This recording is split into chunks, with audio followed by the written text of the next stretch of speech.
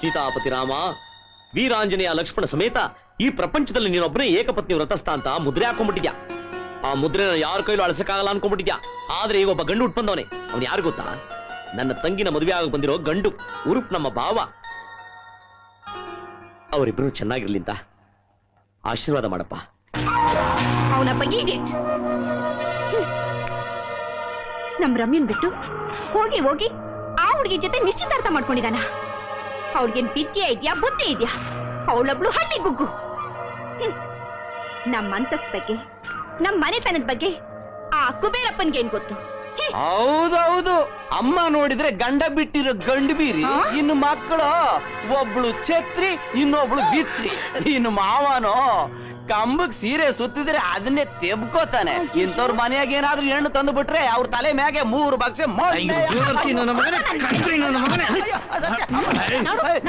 ಹೊಡಿತೀರಾ? ತಿರ್ಬೋಕಿ ನನ್ನ ಮಗನೇ, ನಮ್ ಮನೆ ಅನ್ನ ತಿಂದು ನಮ್ಮನೆ ಬೈತಿದ್ಯಾ? ಹಿಂಗೆ ನಾನೆಲ್ಲ ಅಂದಿದ್ದು, ಆ ಗಂಡಿನ ತಂದೆ ಕುಬೇರಪ್ಪ ಅಂದಿದ್ದು. ಕುಬೇರಪ್ಪ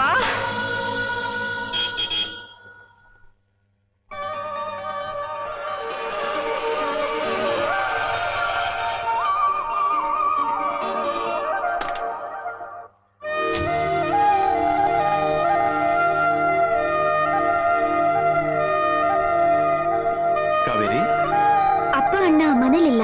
ಅವರಿಲ್ಲ ಅಂದ್ರೆ ನಾನು ಒಳಗಡೆ ಬರಬಾರ್ದಾ? ಹಾಗೇನಿಲ್ಲ, ಬನ್ನಿ. ಕಾವೇರಿ, ನಾನು ಅಮೆರಿಕಕ್ಕೆ ಹೋಗ್ತಾ ಇದ್ದೀನಿ. ವಾಪಸ್ ಬರೋದಿಕ್ಕೆ 1 ತಿಂಗಳಾಗುತ್ತೆ.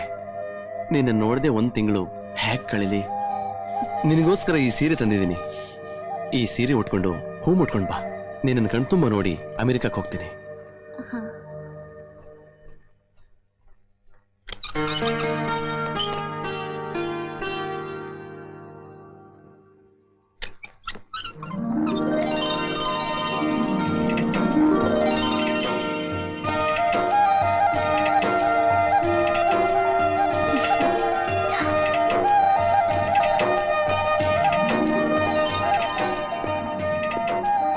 ಕಾವೇರಿ, ನೀನೀಗ ಸಕ್ಕರೆ ಬೊಂಬೆ ತರ ಕಾಣಿಸ್ತಾ ಇದೀಯ.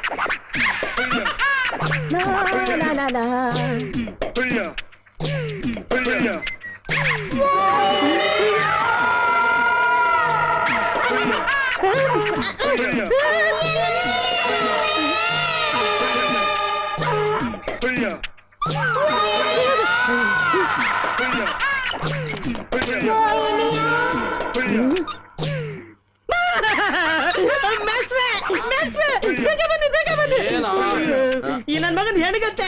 ನಾನು ಹೊಲಕ್ಕೆ ಹೋದ್ರು ಬರ್ತಾ ಇದೆ, ಗದ್ದೆಗೋದ್ರು ಬರ್ತಾ ಇದೆ, ಕೆರೆಗೋದ್ರು ಬರ್ತಾ ಇದೆ.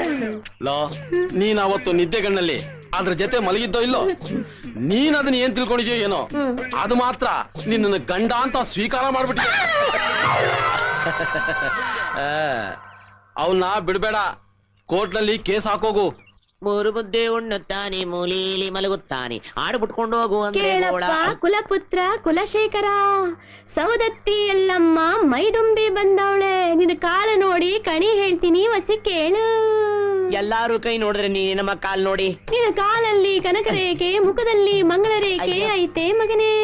ಕೆಟ್ಟ ಕಾಲ ಹೋಗೈತೆ, ಒಳ್ಳೆ ಕಾಲ ಬರ್ತೈತೆ ಮಗನೇ. ಕೇಳೋ ದೀರಾ ಹಳ್ಳಿ ಹಮ್ಮೀರ, ಚಿಕ್ಕೋಡಿ ಲಕ್ಕವ್ವ ಬಂದೀವ್ನಿ, ಕಿವಿ ನೋಡಿ ಕಣಿ ಹೇಳ್ತೀನಿ. ಈ ಅಮ್ಮ ಕಾಲ್ ನೋಡಿ ಹೇಳ್ತೀನಿ ಅಂದ್ಲು, ನೀನ್ ಕಿವಿ ನೋಡಿ ಹೇಳ್ತೀನಿ ಅಂತಿಲ್ಲ. ಕಿವಿಯಲ್ಲಿ ಕಮಲ ರೇಖೆ, ಬೆನ್ನಲ್ಲಿ ಮದನ ರೇಖೆ. ನಿನಗೈತೆ ಮಗನೇ ಕಂಕಣ ಭಾಗ್ಯ ಕೂಡಿ ಬಂದೈತೆ. 3 ದಿಕ್ಕಿನ ಮನಿ, ಮಹಾಲಕ್ಷ್ಮಿ ಹೆಣ್ಣು ಮಕ್ಕಳು ಇಬ್ಬರು, ಒಂದು ಮುತ್ತು ಒಂದು ಮಾಣಿಕ್ಯ. ದೊಡ್ಡವಳು ಭಾಗ್ಯವಂತೆ. ರಾಕಾರದಿಂದ ಶುರು ಆಗತೈತಿ ಆಕೆಯ ನಾಮಧೇಯ. ಆಕೆಯನ್ನು ಮದುವೆಯಾದರೆ ನೀ ಕುಬೇರನಾಗುತ್ತಿ.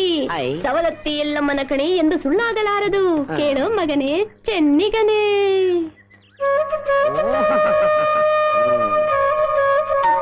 ಕೇಳು ಮಗನೇ, ದೊಡ್ಡವಳನ್ನ ಬಿಟ್ಟು ಚಿಕ್ಕವಳನ್ನ ಮದುವೆ ಆದ್ರೆ ನಿನ್ನ ಅದೃಷ್ಟ ಕುಲಾಯಿಸುತ್ತೆ.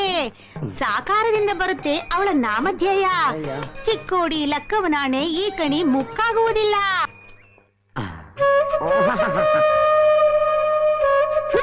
ದೊಡ್ಡವಳ ಭಾಗ್ಯ ದೊಡ್ಡದು ರಾಜ್ಯ.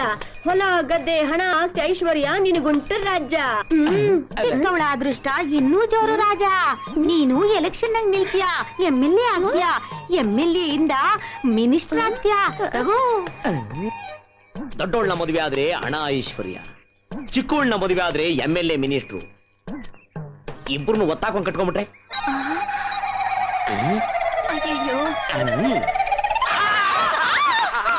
ಆವತ್ತು ಮೀನ್ ಸಾರ್ ತಿಂದಾಗ್ಲಿಂದ ನನ್ನ ಮೈಯೆಲ್ಲ ಮುಲಮುಲ ಅಂತಿದೆ. ಕುಂತ್ರು ನಿಂತ್ರು ನಿಮ್ಮದೇ ಧ್ಯಾನ. ಪಾಠ ಹೇಳಕ್ ಹೋದ್ರು ಪುಸ್ತಕದಲ್ಲಿ ನಿಮ್ದೇ ಫೇಸು. ಅದಕ್ಕೆ ಜುಬ್ಬಾ ಪೈಜಾಮ್ ಕಿತ್ ಬಿಸಾಕಿ ಹೊಸ ಸೂಟು ಬುಟ್ಟು ಹಾಕೊಂಡ್ ಬಂದಿದ್ದೀನಿ. ಟೈಯೂ ಕಟ್ಕೊಂಡ್ ಬಂದಿದ್ದೀನಿ. ತಾಳಿನೂ ರೆಡಿ. ಕಟ್ಬಿಡ್ತೀನಿ, ಕಟ್ಟೇ ಬಿಡ್ತೀನಿ, ಕಟ್ಬಿಡ್ತೀನಿ. ಏನ್ ಮೆಟ್ಟ ಮೌತಾರ? ಶಿವಣ್ಣ, ನಾನು ಇದುವರೆಗೂ ಬ್ರಹ್ಮಚಾರಿ ಆಗಿದ್ದೆ. ಅವತ್ತು ಮೀನ್ ಸಾರ್ ತಿಂದಾಗ್ಲಿಂದ ಇವರಿಬ್ಬರನ್ನು ಮದುವೆ ಆಗ್ಬೇಕು ಅಂತ ಮನ್ಸಾಗ್ತಿದೆ. ನೀನೇ ಮುಂದಿಂತು ನಮ್ಮ ಮದುವೆ ನಡೆಸ್ಕೊಡು. ಮಾಸ್ಟ್ರೆ, ಈ ಹೆಣ್ಮಕ್ಳು ನಿಮ್ಗೆ ಸೆಟ್ ಆಗೋದಿಲ್ಲ. ನಿಮ್ಗೆ ಏನಿದ್ರು ಬಳವಳ್ಳಿ ಸುದ್ರಾಮನು ಶಾಂತಮ್ಮನೇ ಓಕೆ. ನೀವು ಈ ತಾಳಿ ಜೋಬಲಿಕೋ ಮಂತ್ರ ಹೇಳಿ ನಾನು ಈ ತಾಳಿ ಕಟ್ತೀನಿ. ನೀನೇ ಕಟ್ತೀಯಾ? ಹೌದು. ಸರಿ ಕಟ್ಟು.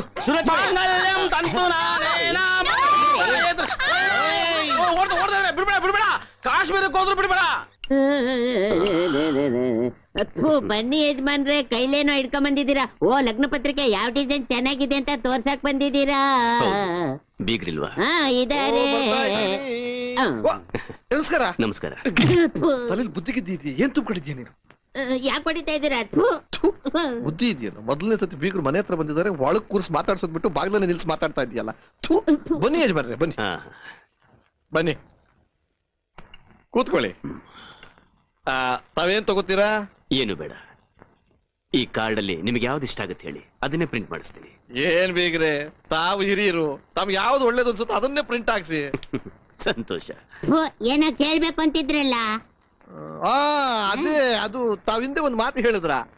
ನನ್ನ ಮಗಳಿಗೆ ಮದುವೆ ಮಾಡಿ ಗಂಡನ ಮನೆಗೆ ಹೋಗುವಾಗ ಏನು ಕೊಡದೆ ಇದ್ರೆ ನಮ್ಮ ಅಂತನದ ಗೌರವಕ್ಕೆ ಕುಂದು ಬಂದ್ಬಿಡುತ್ತೆ ಅಂತ ಒಂದ್ಸತ ನೀವ್ ಹೇಳಿದ್ರಲ್ವಾ? ಒಂದ್ಸಲ ಹೇಳದ, 10 ಸಲ ಹೇಳಿದ್ರು. ಇರೋ ಡಬಲ್ ಮಗಳು ಏನ್ ಬೇಕೋ ಕೇಳಿ ಎಲ್ಲ ಕೊಟ್ಬಿಡ್ತಾರೆ. ಏನ್ ಯಜಮಾನ್ರೆ? ಏನ್ ಬೇಕು ಬೀಗ್ರೆ? ಏನಿಲ್ಲ, ಅವನು ಮದುವೆ ಆದ್ಮೇಲೆ ಇಂಡಿಯಾಕ್ ಬಂದು ಇಲ್ಲೇ ಫ್ಯಾಕ್ಟ್ರಿ ಕಟ್ಟಿಸ್ಕೊಂಡು ಸೆಟ್ಲ್ ಆಗ್ಬೇಕು ಅಂತ ತೀರ್ಮಾನ ಮಾಡ್ಬಿಟ್ಟಿದ್ದಾನೆ. ಆಯ್ತು. ನಿಮ್ಮ ಹತ್ರ 100 ಎಕರೆ ಜಮೀನ್ ಇದೆಯಲ್ಲ, ಅದನ್ನ ಕೊಟ್ರೆ ಅಲ್ಲೇ ಫ್ಯಾಕ್ಟ್ರಿ ಕಟ್ಟಿಸ್ಬೇಕು ಅಂತ ತೀರ್ಮಾನ ಮಾಡಿದ್ದಾನೆ. ಏನಂತೀರ ತಾವು? ಹಾಗಾಗಲ್ಲ. ಯಾಕೆಂದ್ರೆ ನನ್ನ ಮಗ ಶಿವ ಆಸೆ ಪ್ರಕಾರ ಆ 100 ಎಕರೆ ಜಮೀನ ನಮ್ಮೂರಿನ ಬಡ ರೈತರಿಗೆ ಹಂಚಿಬಿಟ್ಟಿದ್ದೀವಿ. ತಾವು ತಮ್ಮ ಮಗನ ಆಸೆ ನೆರವೇರಿಸಿದ್ದು ನನಗೆ ತುಂಬಾ ಸಂತೋಷ ಆಯ್ತು. ಹಾಗೆ ನನ್ನ ಮಗನ ಆಸೆಯನ್ನ ತಾವು ನೆರವೇರಿಸದೇ ಇದ್ರೆ ಈ ಮದುವೆ ಆಗೋದಿಲ್ಲ.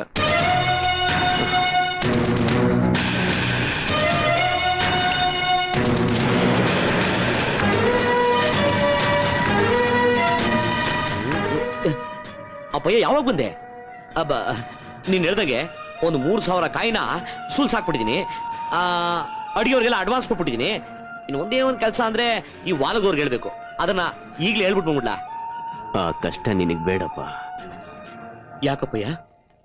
ಈ ಮದುವೆ ನಡೆಯಲ್ಲ.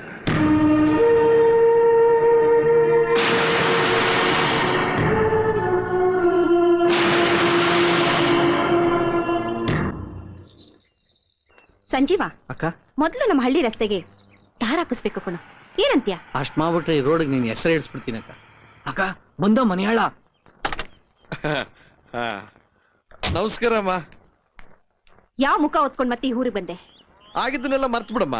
ಈಗ ನನ್ನ ಮಗನಿಗೆ ನಿನ್ನ ಮಗಳನ್ನ ಕೊಡಿ ಅಂತ ಕೇಳೋದಕ್ಕೋಸ್ಕರ ಬಂದಿದ್ದೀನಿ. ಮಾನ ಮರ್ಯಾದೆ ಏನೇ ಇಲ್ವಾ ನಿನ್ಗೆ? ಆ ಶಂಕರಪ್ಪನವ್ರ ಮಗಳನ್ನ ನಿನ್ ಮಗಂಗ್ ಮದ್ವೆ ಮಾಡ್ಕೊಂತಿಂತ ನಿಶ್ಚಿತಾರ್ಥ ಮಾಡ್ಕೊಂಡು ಈಗ ಬೇಡ ಅಂತ ನನ್ನ ಮಗಳನ್ನ ಕೇಳಕ್ ಬಂದಿದ್ಯಲ್ಲ, ನಿನ್ಗೇನು ಅನ್ಸೋದಿಲ್ಲ? ಹೋಗ್ಲಿ, ಆ ಹುಡುಗಿ ಬಗ್ಗೆ ಸ್ವಲ್ಪನಾದ್ರೂ ಯೋಚನೆ ಮಾಡಿದ್ಯಾ ನೀನು? ನೀನೊಬ್ಬ ಮನುಷ್ಯನ? ನಮಗೂ ಅದೇ ರೀತಿ ಮೋಸ ಮಾಡಲ್ಲ ಅಂತ ಏನ್ ಗ್ಯಾರಂಟಿ? ಇದ್ರಲ್ಲಿ ನಂದೇನು ಮೋಸ ಇಲ್ಲಮ್ಮ. ಆ ಶಂಕರಪ್ಪ ನನ್ನ ಮಗನಿಗೆ ಏನ್ ವರದಕ್ಷಿಣೆ ಬೇಕು ಕೇಳಿ ಅಂತ ಅಂದ. ನಾನು 100 ಎಕರೆ ಜಮೀನ್ ಕೇಳಿದೆ, ಆಗಲ್ಲ ಅಂದ. ಮೊದ್ಲು ಕೇಳಿ ಅಂತ ಅಂದವನು ಅವನೇ, ಆಮೇಲೆ ಆಗಲ್ಲ ಅಂದವನು ಅವನೇ. ಇದ್ರಲ್ಲಿ ತಪ್ಪು ಯಾರ್ದು ನೀವೇ ಹೇಳಿ? ತಪ್ಪು ಯಾರ್ದೇ ಇರ್ಲಿ, ಆದ್ರೆ ಈಗ ಆ ಹುಡುಗಿಗೆ ಮೋಸ ಆಗಿದೆ. ಒಂದ್ಸಲ ನಿಶ್ಚಿತಾರ್ಥ ಆಗಿ ಮದ್ವೆ ನಿಂತೋದ್ರೆ ಆ ಹುಡುಗಿನ ಯಾರ್ ಮದ್ವೆ ಆಗ್ತಾರೆ? ಪಾಪ ಹೆಣ್ಣೆತ್ತವ್ರ ಸಂಟ ನಿಮ್ಮಂತ ವರದಕ್ಷಿಣೆ ಪಿಶಾಚಿಗಳಿಗೆ ಹೇಗ್ ಗೊತ್ತಾಗ್ಬೇಕು? ನೋಡು, ಮೊದ್ಲಿನಿಂದ ಹೊಟ್ಟೋಗು. ಇನ್ನೊಂದ್ಸಲ ಇವರಲ್ಲಿ ಕಾಲಿಟ್ರೆ ಕಾಲ್ನ ಕತ್ತರಿಸ್ಬಿಡ್ತೀನಿ. ಒದೆ ತಿನ್ನಕ್ ಮುಂಚೆ ಜಾಗ ಖಾಲಿ ಮಾಡು.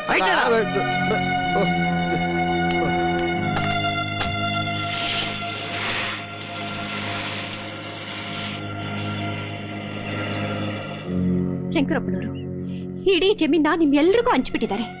ಈಗ ಈ ಮನುಷ್ಯ ಆ 100 ಎಕರೆನು ವರದಕ್ಷಿಣೆ ಕೊಡಿ ಅಂತ ಕೇಳ್ತಿದ್ದಾರೆ. ಅವ್ರು ಇಲ್ಲಿಂದ ತಂದ್ಕೊಡ್ತಾರೆ. ಈ ಮದುವೆ ನಿಂತೋದ್ರೆ ಆ ಹೆಣ್ಣು ಇಡೀ ಜೀವನ ಕಣ್ಣೀರಲ್ಲಿ ಕೈ ತೊಳಿಬೇಕಾಗತ್ತೆ. ಅವಳು ಒಂದ್ ಹೆಣ್ಣು, ನನ್ನ ಮಗಳೂ ಒಂದ್ ಹೆಣ್ಣು. ಈ ಮದುವೆ ನಿಂತೋದ್ರೆ ನನ್ ಮನ್ಸಿಗೆ ತುಂಬಾ ನೋವಾಗುತ್ತೆ. ಅಮ್ಮ, ಈ ಮದುವೆ ನಿಂತೋದ್ರೆ ದೇವರಂತ ಶಂಕರಪ್ಪನವರಿಗೆ ಅವಮಾನ ಆಗುತ್ತಮ್ಮ. ನೋಡಮ್ಮ, ಈ ಜಮೀನಿಂದ ನಮ್ ಕಾವೇರಮ್ಮನ್ ಮದುವೆ ನಿಂತೋಗೋದ್ ಬೇಡ. ಒಂದ್ ಹೆಣ್ಣಿನ ಜೀವನಕ್ಕಿಂತ ಈ ಜಮೀನ್ ದೊಡ್ಡದಲ್ಲ ನಮ್ಗೆ. ನೋಡಮ್ಮ, ಈ ಜಮೀನ್ ವಾಪಸ್ ಬರ್ಕೊಟ್ಬಿಡ್ತೀವಿ. ಅಮ್ಮವ್ರೆ, ನೀವೇ ಮುಂದಿಂತು ಈ ಮದುವೆ ಕಾರ್ಯ ಮಾಡ್ಕೊಟ್ಬಿಡಿ. ಆಗ್ಲಿ, ನೀವೆಲ್ಲ ಜಮೀನ್ ಬರ್ಕೊಡಿ. ನಾನ್ ಮುಂದೆ ನಿಂತು ಈ ಮದುವೆ ಮಾಡ್ತೀನಿ.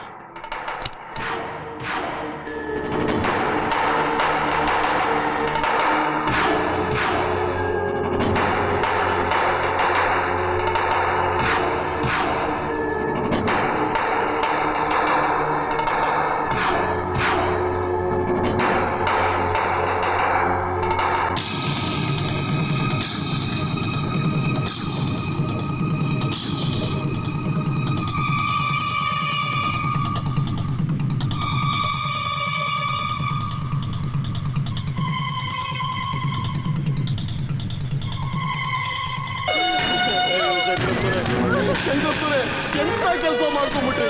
ಮನೇಲಿ ಶುಭ ಕಾರ್ಯ ನಿಂತೋಯ್ತು ಅಂತ ಹೀಗ್ ಮಾಡ್ಕೊಳ್ದ? ಇಳಿಸಪ್ಪ, ಬೇಗ ಇಳಿಸ್ರಯ್ಯ.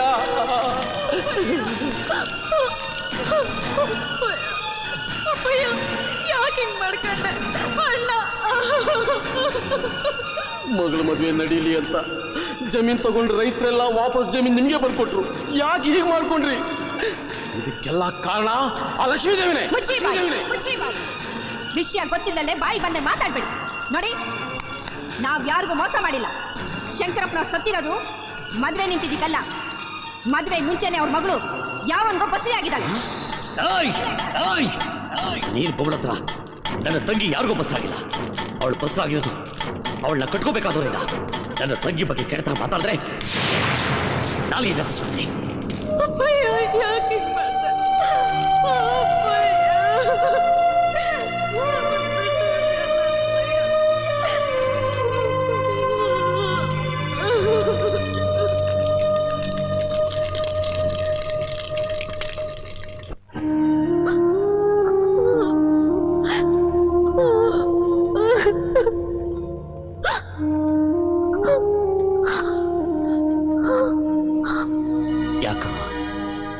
ಅಣ್ಣ, ಒಬ್ಬ ನನ್ನಿಂದನೇ ಸತ್ತಿದ್ದು. ಇಲ್ಲಮ್ಮ, ನಮ್ಮ ಮನೇಲಿ ಏನ್ ಬರ್ದಿರುತ್ತೋ ಅದಂತೆ ನಡೆಯೋದು. ನೋಡು, ಆ ಹುಡುಗ ಅಮೆರಿಕಾದಿಂದ ಬಂದ ತಕ್ಷಣ ನಾನ್ ನಿಂತ್ಕೊಂಡು ನಿಮ್ಮಿಬ್ಬರಿಗೂ ಮದುವೆ ಮಾಡಿಸ್ತೀನಿ ಅಂದಾಗೆ ನಾವಿಲ್ಲೇ ಇದ್ರೆ ಆ ಹುಡುಗ ಅಮೆರಿಕಾದಿಂದ ಯಾವಾಗ ಬರ್ತಾನೋ ಯಾವಾಗ ಹೋಗ್ತಾನೋ ಒಂದೂ ಗೊತ್ತಾಗಲ್ಲ. ಯಾವುದಕ್ಕೂ ನಾವು ಸಿಟಿಗೆ ಹೋಗೋದೇ ಉತ್ತಮ ಅನ್ಸುತ್ತೆ.